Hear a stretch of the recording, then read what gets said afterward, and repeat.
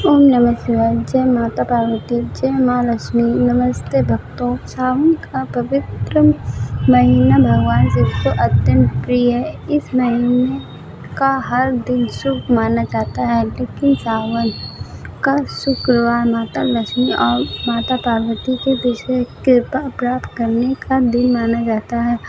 आज मैं आपको एक ऐसी परमदायक कथा सुनाने जा रहा हूँ जो हमें बताती है कि सच्ची श्रद्धा, सेवा और भक्ति से भगवान से माता पार्वती और माता लक्ष्मी तीनों की कृपा एक ही साथ प्राप्त होगी। बहुत समय पहले एक छोटे से गांव में गोमती नाम की एक गरीब लेकिन धर्म धार्मिक स्त्री रहती थी। उसके पति मजदूरी करते थे, फिर भी घर में हमेशा धन की कमी रहती थी। कई बार ऐसा होता था कि दोनों को आधा पेट भोजन करके ही सोना पड़ता। गोमती रोज सुबह जल्दी उठती, घर की सफाई करती, स्नान करके भगवान शिव की सिमरन कर जल चढ़ाती और फिर माता पार्वती तथा लक्ष्मी की पूजा करती। उसकी एक दिन प्रार्थना होती है, हे भोलेनाथ, मुझे धन नहीं चाहिए, बस मेरे परिवार पर अपनी कृपा बनाए रखना, मुझे सदा धर्म मार्ग पर चलाना। दिन कैलाश पर्वत पर भगवान शिव और माता पार्वती पृथ्वी की ओर देख रहे थे। माता पार्वती ने गोमती की भक्ति देखकर, स्वामी, स्त्री कितनी श्रद्धा से आपकी पूजा करती, फिर भी इसके जीवन में इतना कष्ट क्यों हुआ?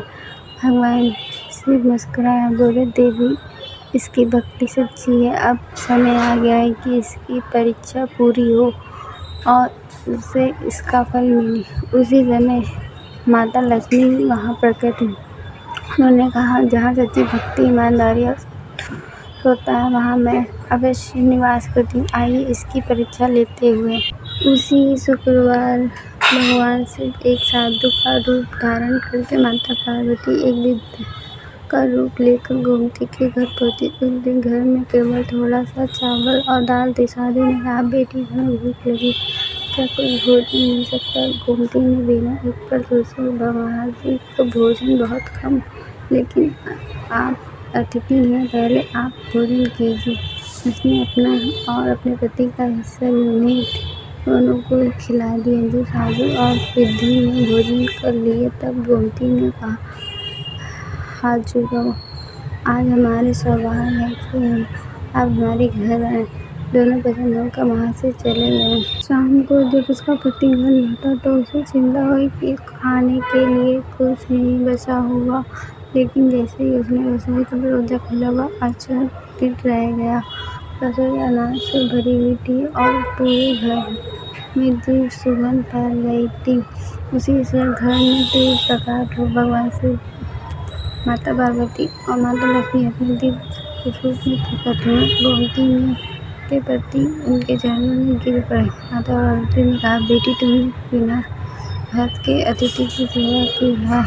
भगवान शिव बोले, जिस घर में दया, सेवा और सच्ची भक्ति होती, वहाँ मेरी कृपा सदैव बनी रहती है। माता लक्ष्मी ने मुस्कुराते हुए कहा, और जहाँ शिव और पार्वती की शक्ति होती, वहाँ मैं स्थिर रूप से निवास करती हूँ। आज से तुम्हारे घर में कभी धन और अनाज की कमी नहीं होगी। यह कहकर तीनों देवताओं ने उन्हें आशीर्वाद दिया। धीरे धीरे गोमती का घर सुख, शांति और समृद्धि से भर गया।